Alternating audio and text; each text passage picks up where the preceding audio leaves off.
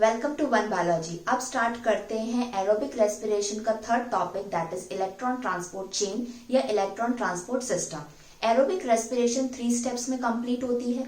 First step होती है glycolysis, जो हमने पढ़ चुकी है। सेकेंड होती है क्रेब्स साइकिल, टीसीए साइकिल या सिट्रिक एसिड साइकिल, और उसके बाद फाइनली आते हैं इलेक्ट्रॉन ट्रांसपोर्ट चेन के बारे में। ये टॉपिक थोड़ा लेंदी रहेगा, इसको समझने के लिए एक वीडियो एनफ नहीं है, और इसके जो 2 से 3 वीडियोस बनेंगे वो लेंदी होंगे। अगर आपको पूरा इन डिटेल में समझना है तो स्टार्टिंग से लेके लास्ट तक का वीडियो आपको देखना पड़ेगा। इलेक्ट्रॉन ट्रांसपोर्ट चेन पहले हम थियोरेटिकली समझेंगे, उसके बाद उसको डायग्रामेटिकली भी समझेंगे। तो स्टार्ट करने से पहले ये कुछ पॉइंट्स हैं, इसको समझ लेते हैं। अगर आपने इसको समझ लिया तो आपको इलेक्ट्रॉन ट्रांसपोर्ट चेन समझ में आएगी, सेकंड आपको याद भी हो जाएगी। तो स्टार्ट करते हैं। सबसे पहले ईटीसी यानी कि electron transport chain. Second word है ट्रांसपोर्ट, तो यहां पर हो रहा है क्या? ट्रांसपोर्ट, मूवमेंट किसका? इलेक्ट्रॉन्स का। ये हो गया first point clear electron transport chain के बारे में। सेकंड बात करते हैं सोर्स एंड डेस्टिनेशन। अगर इलेक्ट्रॉन्स का मूवमेंट हो रहा है तो वो कहीं से स्टार्ट हुए होंगे और कहीं पर उनको पहुंचना होगा, तो इलेक्ट्रॉन का सोर्स होना चाहिए और इलेक्ट्रॉन्स का डेस्टिनेशन भी होना चाहिए।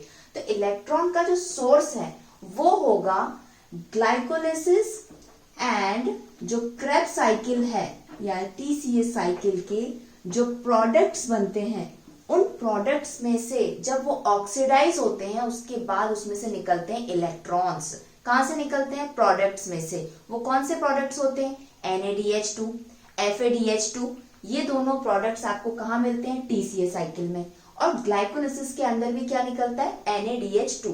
और ये सब प्रोडक्ट्स जब ऑक्सीडाइज होकर दूसरे कंपाउंड्स फॉर्म करते हैं तब इलेक्ट्रॉन्स रिलीज होते हैं। तो क्या हो गया सोर्स इलेक्ट्रॉन्स का इलेक्ट्रॉन ट्रांसपोर्ट चेन में? ग्लाइकोलिसिस का प्रोडक्ट और टीसीए साइकिल का प्रोडक्ट। और ऑब्वियस सी बात है electron transport chain third number पर आ रही है एरोबिक रेस्पिरेशन में, तो ये दोनों प्रोसेस पहले हो चुके हैं, उसके बाद इनके प्रोडक्ट्स बने और उसका यूज कहां पर हो रहा है? ईटीसी के अंदर। अब डेस्टिनेशन, अब इलेक्ट्रॉन रिलीज तो हो गए, उनको जाना कहां है? उनको जाना है ऑक्सीजन के पास। बाद में समझेंगे कि इलेक्ट्रॉन्स ऑक्सीजन के पास क्यों जा रहे हैं। सोर्स आ गया समझ में, डेस्टिनेशन आ गया समझ में, इलेक्ट्रॉन्स का कहां जाना है? फाइनली ऑक्सीजन के पास में। तो एग्जाम में क्वेश्चन क्या आता है? नीट के एग्जाम के अंदर इलेक्ट्रॉन ट्रांसपोर्ट चेन में जो मूवमेंट ऑफ इलेक्ट्रॉन्स होते हैं तो फाइनल एक्सेप्टर कौन होता है? इलेक्ट्रॉन्स चेन्स में मूव कर रहे हैं तो कोई एक्सेप्ट करेगा, फिर उसको दोबारा डोनेट कर देगा। फाइनली इलेक्ट्रॉन्स को कोई लेने वाला है, एक्सेप्ट करने वाला है। तो फाइनल कौन है? ऑक्सीजन के पास में इलेक्ट्रॉन्स को पहुंचना है ट्रांसपोर्ट करके। अब थर्ड पॉइंट है location of source and destination. हमें ये तो पता चल गया कि इलेक्ट्रॉन्स कहां से रिलीज हो रहे हैं और कहां पहुंच रहे हैं, लेकिन जहां से वो रिलीज हो रहे हैं ग्लाइकोलिसिस और टीसीए साइकिल कहां पर हो रही है और वो पहुंच रहे हैं ऑक्सीजन के पास में, ये कहां पे प्रेजेंट है? ऑब्वियस सी बात है, हम लोग बात कर रहे हैं मॉलिक्यूलर लेवल पे सेल के बारे में। किसके बारे में? सेल। एक सेल होता है, सेल के अंदर क्या क्या पार्ट्स होते हैं? साइटोप्लाज्म प्रेजेंट होता है, फिर इसके अंदर ऑर्गेनल्स होते हैं बहुत सारे। हमको सारे नहीं पढ़ना है, केवल एक ऑर्गेनल यहाँ पे याद रखना है, वो है क्या? एक माइटोकॉन्ड्रिया। और ये कैसे स्ट्रक्चर होता है? Double membrane. माइटोकॉन्ड्रिया की आउटर मेम्ब्रेन होती है, इनर मेम्ब्रेन होती है, और इन दोनों के बीच में प्रेजेंट होता है क्या? Inter membrane space. और अंदर प्रेजेंट होता है क्या? मैट्रिक्स। ये पॉइंट याद रखो, क्योंकि इलेक्ट्रॉन ट्रांसपोर्ट चेन के अंदर आगे बहुत से ऐसे कॉम्प्लेक्सेस के नाम पढ़ने पड़ेंगे जो आपको पता होना चाहिए कि माइटोकॉन्ड्रिया में कहां प्रेजेंट होते हैं। तो पहला था लोकेशन ऑफ सोर्स। सोर्स है ग्लाइकोलिसिस और टीसीए साइकिल के प्रोडक्ट्स। ये दोनों कहां पर हो रही है? ग्लाइकोलिसिस तो होती है कहां पे? साइटोप्लाज्म ऑफ द सेल के अंदर। देन ग्लाइकोलिसिस का प्रोडक्ट बनता है क्या? Pyruvic acid. वो मूव होके आता है कहां पे? माइटोकॉन्ड्रिया की मैट्रिक्स में। और यहां पर क्या होती है? TCA cycle. तो इलेक्ट्रॉन्स के जो 2 सोर्स हैं प्रोडक्ट्स, वो एक साइटोप्लाज्म के अंदर होते हैं सेल में और एक माइटोकॉन्ड्रिया की मैट्रिक्स में। तो ये हो गया किसका? सोर्स का लोकेशन। अब डेस्टिनेशन क्या है? ऑक्सीजन। ऑक्सीजन कहां पे पड़ा है? ऑक्सीजन पड़ा है माइटोकॉन्ड्रिया की मैट्रिक्स के अंदर। तो यानी कि सेल के साइटोप्लाज्म में ग्लाइकोलाइसिस हुआ, ग्लूकोज का पायरुविक एसिड बना, वो मूव होके आ गया कहां पे? माइटोकॉन्ड्रिया की मैट्रिक्स में। वहां पे क्रेब्स साइकिल हुई और यहाँ पर भी NADH2 बना, साइटोप्लाज्म के अंदर भी NADH2 बना और वो प्रोडक्ट जब अपने आप को ऑक्सीडाइज करेंगे तो इलेक्ट्रॉन्स निकलेंगे और ये इलेक्ट्रॉन्स माइटोकॉन्ड्रिया की मैट्रिक्स में ऑक्सीजन प्रेजेंट होता है वहां पर उनको जाना है और ये इतनी इजीली नहीं जाएंगे इलेक्ट्रॉन ट्रांसपोर्ट चेन के अंदर, बहुत लंबा रास्ता है, वही हमको पढ़ना है। अब बात करते हैं, थर्ड पॉइंट हो गया clear. Fourth point, electron transport chain, यानी कि ट्रांसपोर्ट हो रहा है किसका, इलेक्ट्रॉन का, यानी कि इलेक्ट्रॉन्स ट्रैवल कर रहे हैं, आप हो मैं हो, जब ट्रैवल करते हैं तो कोई मीन्स ऑफ ट्रांसपोर्ट होता है, स्कूटर, स्कूटी, ट्रेन, एरोप्लेन। यहाँ पर जो इलेक्ट्रॉन अपने आप को ट्रांसपोर्ट करते हैं तो उनके लिए होते हैं कैरियर्स। कौन होता है, कैरियर्स, उनको बैठाने वाला, उनको एक्सेप्ट करता है और फिर आगे दूसरे कैरियर को ट्रांसपोर्ट कर देता है। आपको यहाँ पर इलेक्ट्रॉन ट्रांसपोर्ट चेन में कुछ नाम पढ़ने होंगे, उन कैरियर्स के नाम याद करने के लिए हम लोग यहाँ पर लिख देते हैं क्या, ट्रेन, यानी कि इलेक्ट्रॉन्स को इलेक्ट्रॉन ट्रांसपोर्ट चेन में ऑक्सीजन के पास पहुंचने के लिए ट्रेन का यूज करना पड़ता है और वो ट्रेन को हम नाम दे देते हैं क्या, कॉम्प्लेक्सेस। क्या, कॉम्प्लेक्सेस। अब नंबर ऑफ मीन्स, यानी कि इलेक्ट्रॉन्स कितनी ट्रेन को यूज करके ऑक्सीजन के पास पहुंचेंगे, 4 ट्रेन को यूज करके। कितनी, 4, यानी कि 4 कॉम्प्लेक्स। ग्लाइकोलाइसिस हुआ, TCA साइकिल हुआ, उसके प्रोडक्ट्स बने, प्रोडक्ट कुछ ऑक्सीडाइज हो गए, उसमें से इलेक्ट्रॉन्स निकले। इलेक्ट्रॉन्स को 4 बार ट्रेन बदलनी पड़ेगी माइटोकॉन्ड्रिया के मैट्रिक्स में ऑक्सीजन के पास पहुंचने के लिए। अब ये चारों ट्रेन के नाम आपको आगे पढ़ने पड़ेंगे। अब फिफ्थ पॉइंट है, व्हाई इलेक्ट्रॉन नीड्स ऑक्सीजन। जो इलेक्ट्रॉन्स रिमूव हुए हैं या ट्रांसपोर्ट हो रहे हैं उनको ऑक्सीजन क्यों चाहिए। या दूसरा क्वेश्चन बन सकता है, why oxygen needs to accept electron. अब ये इतना सब कुछ हो क्यों रहा है, ये इसलिए हो रहा है, जो ये ऑक्सीजन प्रेजेंट है ना माइटोकॉन्ड्रिया के मैट्रिक्स के अंदर, इसको बनना है अपने आप को वाटर मॉलिक्यूल। ऑक्सीजन क्या बनना चाहता है, वाटर मॉलिक्यूल, लेकिन ऑक्सीजन कैपेबल नहीं है अपने आप को डायरेक्टली वाटर मॉलिक्यूल बनाने में। ऑक्सीजन को पहले टूटना पड़ेगा। टूटने के लिए क्या चाहिए, एनर्जी चाहिए। एनर्जी कहां से आएगी, इलेक्ट्रॉन्स के पास में आएगी।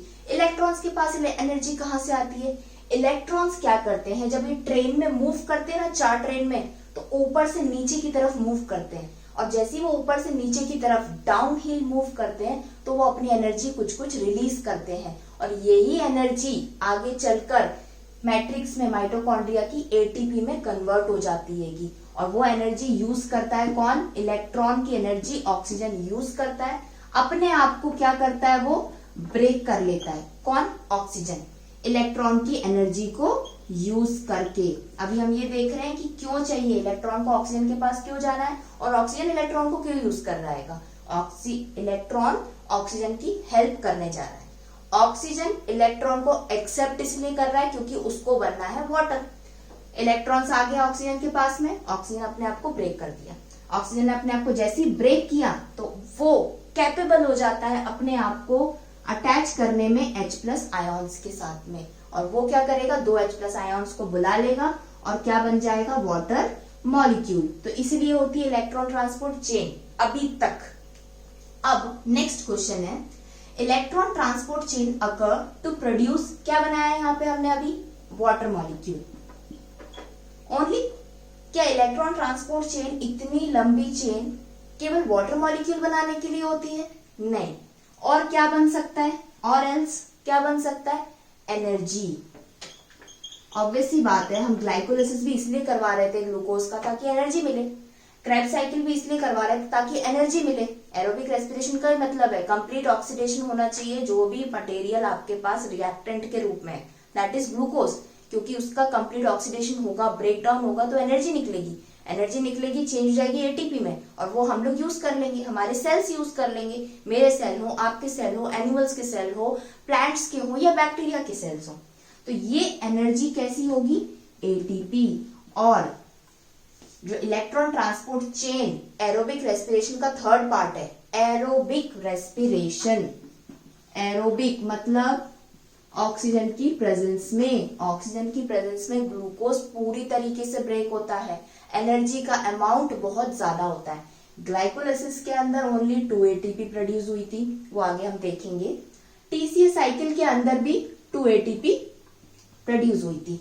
ये दोनों एटीपी 2 एटीपी बहुत कम है। अगर एक ग्लूकोज मॉलिक्यूल टूटा है तो बस 2, और फिर से भी केवल 2 एटीपी, इतने से काम नहीं बनता, बहुत एटीपी चाहिए, बहुत ज्यादा एटीपी चाहिए। इसीलिए थर्ड पार्ट भी आता है एरोबिक रेस्पिरेशन में, इलेक्ट्रॉन ट्रांसपोर्ट चेन, जहां पे बहुत ज्यादा अमाउंट में एटीपी रिलीज होती है। तो यहाँ पे electron transport occur to produce water molecules, तो ठीक है वाटर बन जाते हैं साइड बाय साइड, लेकिन मेन मोटो क्या है, एनर्जी रिलीज कराने का। तो यहां तक समझ में आ गया कि इलेक्ट्रॉन ट्रांसपोर्ट चेन क्यों हो रही हैगी, ऑक्सीजन के पास में इलेक्ट्रॉन्स पहुंचाने के लिए।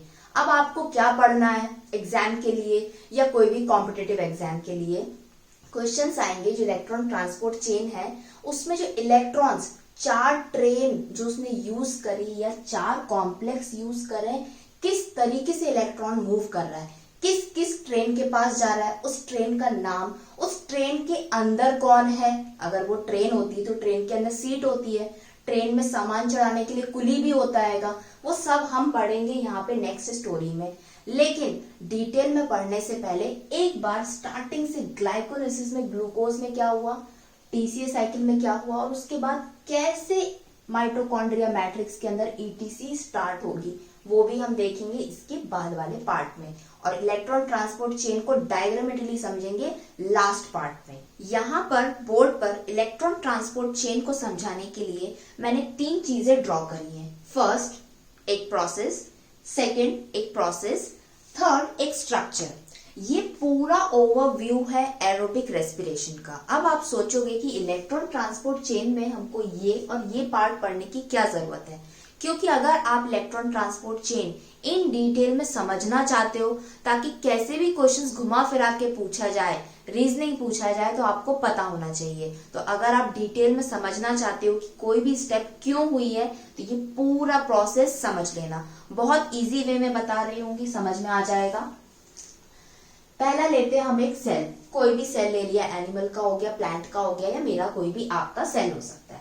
सेल के अंदर क्या पार्ट लिया मैंने, साइटोप्लाज्म। ये साइटोप्लाज्म का पार्ट लिया। साइटोप्लाज्म के अंदर पड़ा है एक ग्लूकोज का मॉलिक्यूल जिसके पास कितने कार्बन है, 6 कार्बन है।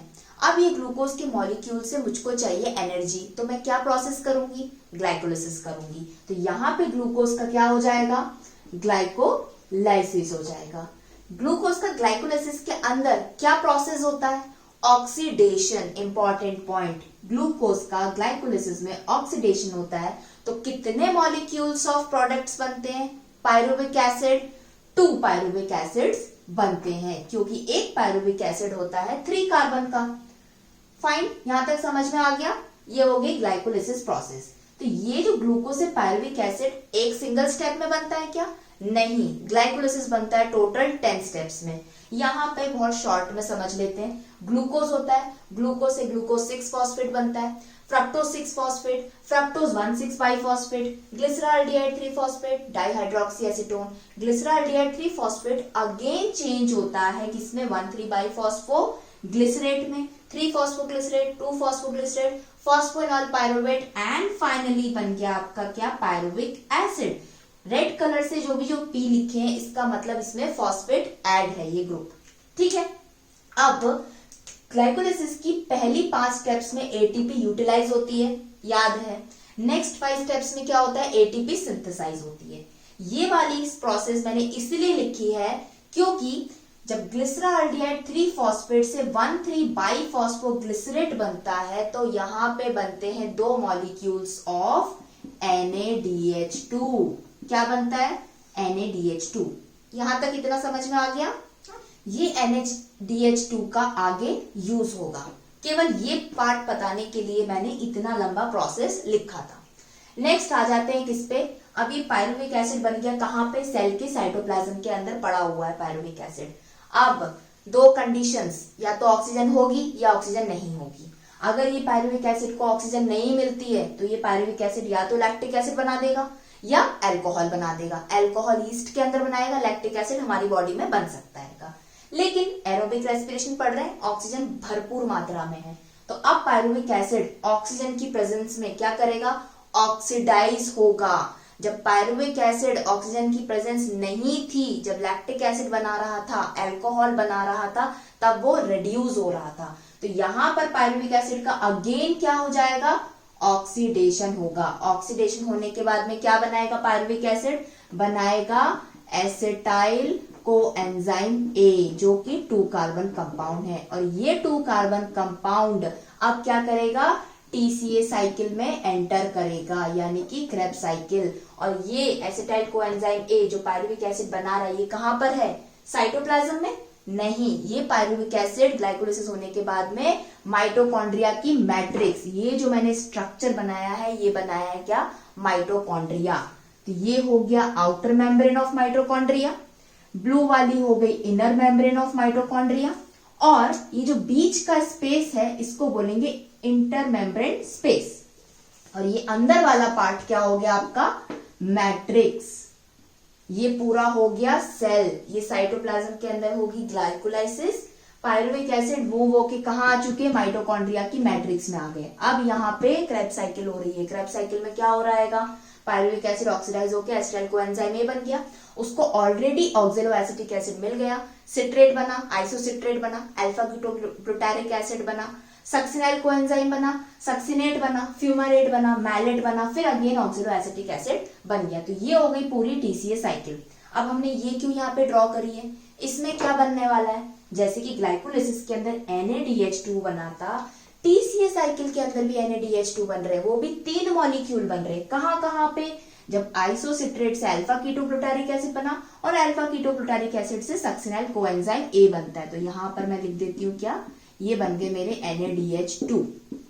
और तीसरा मॉलिक्यूल कब बनता है, जब मैलेट से ऑक्सैलोएसिटिक एसिड बनता है। तो यहाँ पर भी ये बन गया, ये ठीक है। साथ ही साथ टीसीए साइकिल के अंदर 1 मॉलिक्यूल बनता है किसका, FADH2 का, वो बनता है जब सक्सिनेट से फ्यूमारेट बनता है। तो यहाँ पे बनता है FADH2। समझ में आ गया, ग्लाइकोलाइसिस के अंदर एक NADH2 बना, 2 NADH2 बनते हैं।